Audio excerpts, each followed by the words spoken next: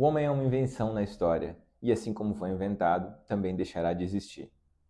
Essa é uma das frases mais emblemáticas do nosso querido autor francês, Michel Foucault.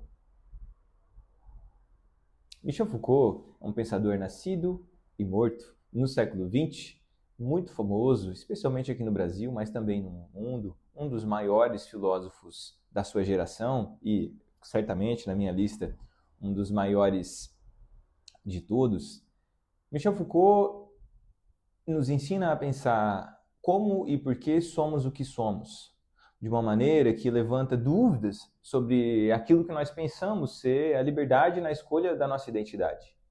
Quando nós pensamos nos nossos gostos, nas nossas vontades, naquilo que nós produzimos, tudo isso soa muito natural a partir da nossa vontade.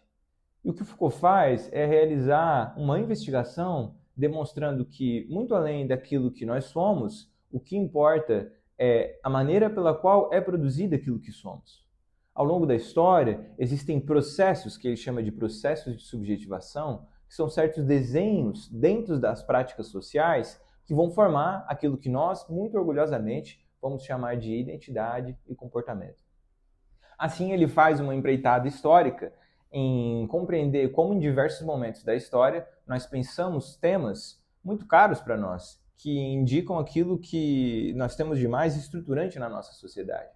E quando ele faz esses estudos dessas sociedades antigas, os estudos sobre a Grécia, os estudos sobre o período feudal, medieval, vitoriano, nas entrelinhas o que ele nos apresenta é: observe aquilo que nós somos e observe aquilo que nós já fomos. Como que são construídos esses processos de identidade? Porque aquilo que nós consideramos hoje, que é ser eu, ser um sujeito, é uma invenção muito recente na história. Então, quais são as instituições que produzem aquilo que nós chamamos de eu?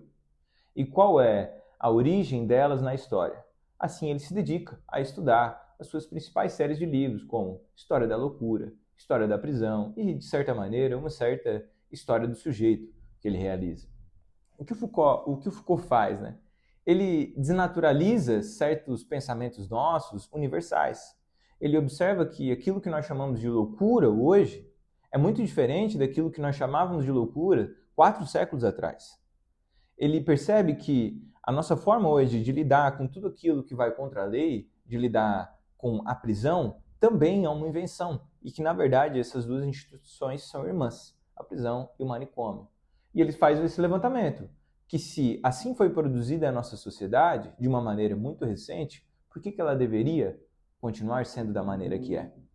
Isso porque, se a gente para pensar bem pensadinho, a própria ideia de ciências humanas é muito engraçada, né? Como que o homem, ele seria ao mesmo tempo objeto e sujeito do seu conhecimento.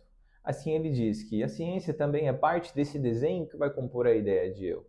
E que todas essas instituições funcionam de uma maneira interligada a produzir o nosso comportamento, a produzir aquilo que eventualmente nós vamos considerar de mais íntimo, como a nossa própria sexualidade. Como ele investiga nos seus 4 volumes da história da sexualidade, como pensamos o que pensamos e por que já pensamos diferente daquilo que pensamos hoje. De minha parte, o Michel Foucault foi muito importante. Foi onde tudo começou para mim. Foucault foram os primeiros livros que eu ganhei entrando na livraria, procurando títulos interessantes. Eu achei uma capa muito bonita, chamado Microfísica do Poder. Era um livro de de capa roxa, e que quando eu olhei aquilo, eu pensei, é isso, vou ler. Lá com meus 18 anos, sem a menor ideia de nada, compro aquele livro e ele mudou minha vida. Depois do livro do Foucault, do Microfísica do Poder, que explica basicamente como o poder funciona na sociedade, eu fui ficando apaixonado por esse careca e desde então nunca mais consegui parar de lê-lo. A sua sequência de livros sobre a história da sexualidade, sobre a história da loucura, sobre a história das prisões, são apaixonantes. E se você quer buscar um autor para te ensinar sobre história e principalmente história do pensamento, é ele que você está buscando.